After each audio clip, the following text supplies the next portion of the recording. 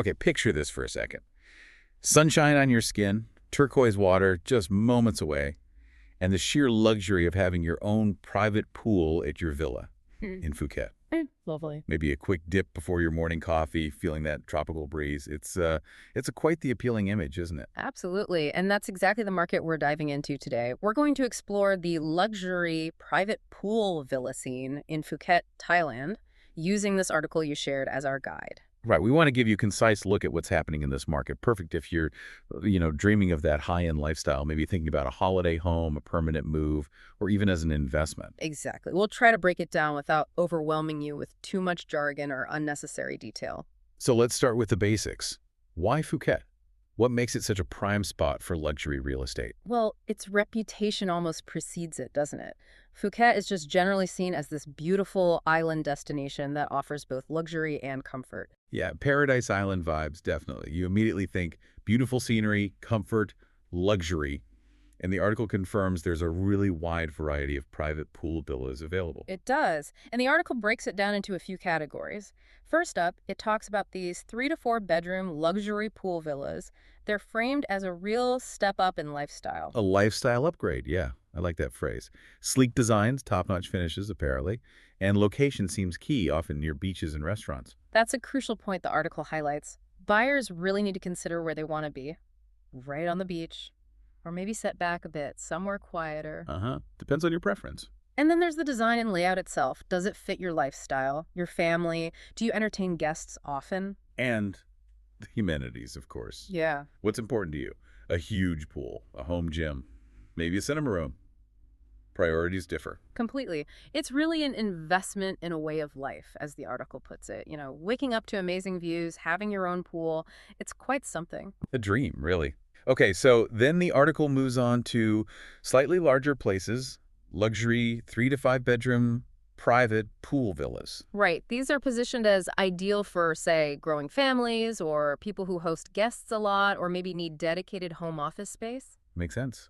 More space, more flexibility. And again, lots of different styles available.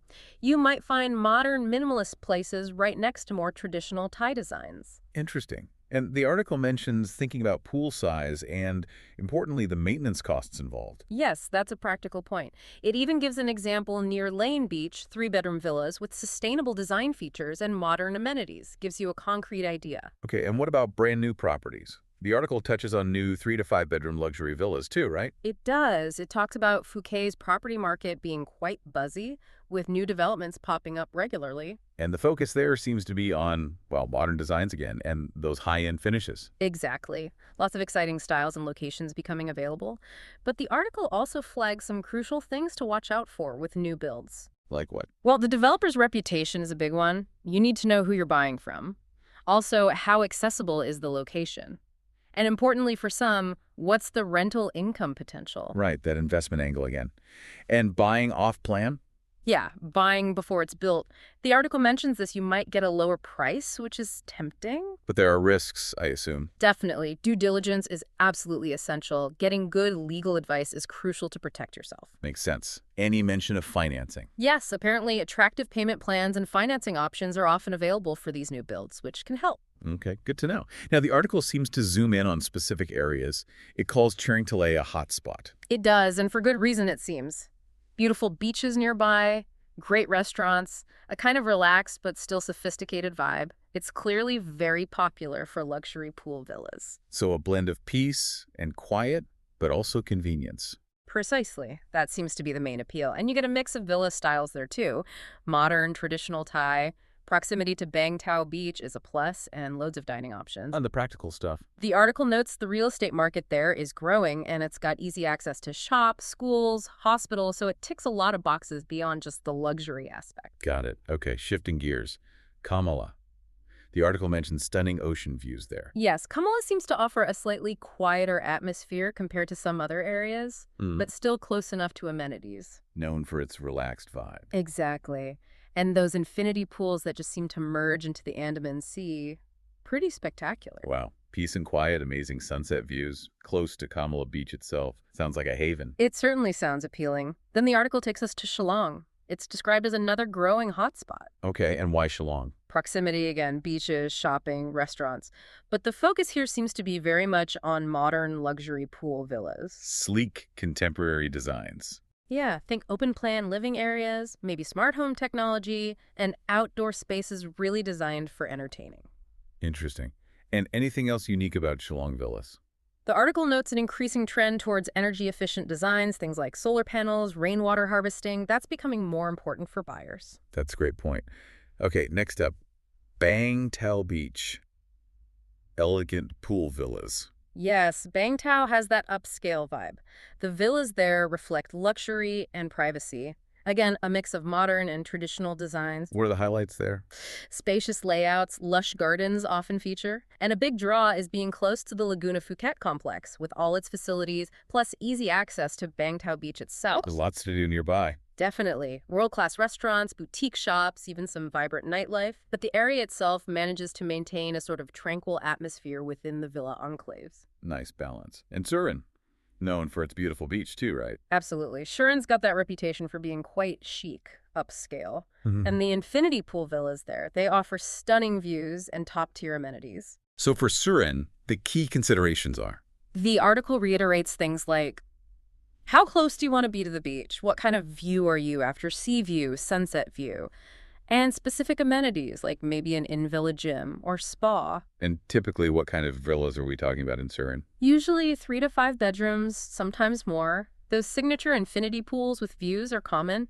Proximity to Surin Beach is obviously key, and features like fully equipped kitchens and private gardens are pretty standard at that level. Okay, quite luxurious. How about Nai Harn? The article mentions contemporary villas there. Yes, Nai Harn seems to have more of a relaxed vibe compared to Surin, perhaps. Stylish villas, clean lines, modern design. What's the focus in terms of layout? Open plan living spaces that flow really nicely out to the pool area. Great for indoor-outdoor living and entertaining. Lots of natural light, high-end finishes, smart home tech often included. And the feel of the area? It blends tranquility with convenience. You've got beautiful beaches nearby, like Nai Harn Beach itself, and good local restaurants. Seems like a really pleasant place to be based. Sounds lovely. We're covering a lot of ground. The article also mentions Rawai. It does. Rawai has more of a laid-back feel, apparently. A mix of traditional Thai life and modern luxury, right on a stunning coastline. What are the advantages of Rawai? Easy access to nearby islands is a plus for boat lovers, and there's a growing selection of high-end properties appearing there. You're close to Rawai and Nai Harn beaches, and more restaurants and shops are opening up. Any specific examples mentioned? Yeah, new 3-bed, 3-bath pool villas near Sayuan Road are highlighted as an example of what's available. And it briefly touches on other spots too. Just mentions Kedah and Panwa as also having options catering to different tastes. So really quite a range across the island. Okay, that's a fantastic overview of the different areas and villa types. So summing up the key takeaways, Phuket really offers a diverse range of these stunning private pool villas. Absolutely. Something for various needs, budgets, and preferences, it seems. And that potential for rental income keeps coming up, thanks to tourism. That's a big factor for investment-minded buyers. Definitely. And the article strongly advises, and I think it's sound advice, talking to a local real estate agent. Right. To stay updated on listings, market trends. Exactly. And crucially, to help navigate the buying process, especially for foreigners, as there are specific rules. Good point. Now, the article also seemed to answer some frequently asked questions, which is helpful. Let's quickly cover those typical prices. It mentions a pretty wide range, starting around maybe 30 million Thai baht, which is roughly 800,000 USD, and going up significantly over 100 million baht, so well over 2.5, almost 3 million USD, depending on location, size, amenities. Okay, so quite a spectrum. Yeah. And typical number of bedrooms. Generally 3 to 5, as we discussed. That seems to be the sweet spot for these luxury villas. Proximity to beaches. Many are close, yes. Some even within walking distance, which is a big selling point. And rental potential, we covered that. It's definitely there. Many owners do rent them out. Yes, for a return on investment. Yeah. And expected amenities. Private pools, obviously. Plus modern kitchens, spacious living areas. And sometimes those extras like gyms or home theaters, especially at the higher end. Right. And finally, the big question for many listeners, perhaps, is it easy for foreigners to buy? The short answer is yes, it's possible, but there are specific regulations. You usually can't own land freehold directly, for instance, so structures like long-term leases or setting up a Thai company are common. So again, it circles back to needing that expert local advice. Absolutely crucial. You need someone who understands the legalities inside out. Okay, so to wrap up this deep dive, the clear message is that Phuket offers an incredible array of luxury private pool villas. It's this blend of amazing lifestyle and potentially a solid investment. It really seems to cover both those angles very well. Tropical living meets financial opportunity. So the question for you, the listener, might be, considering that mix of lifestyle and investment, could a private pool villa in Phuket be your next big step towards, well, a life of tropical luxury? And perhaps also thinking ahead, with Phuket's property market constantly evolving, what new trends might emerge? How will the luxury villa market look in, say, 5 or 10 years? That's a fascinating thought to consider.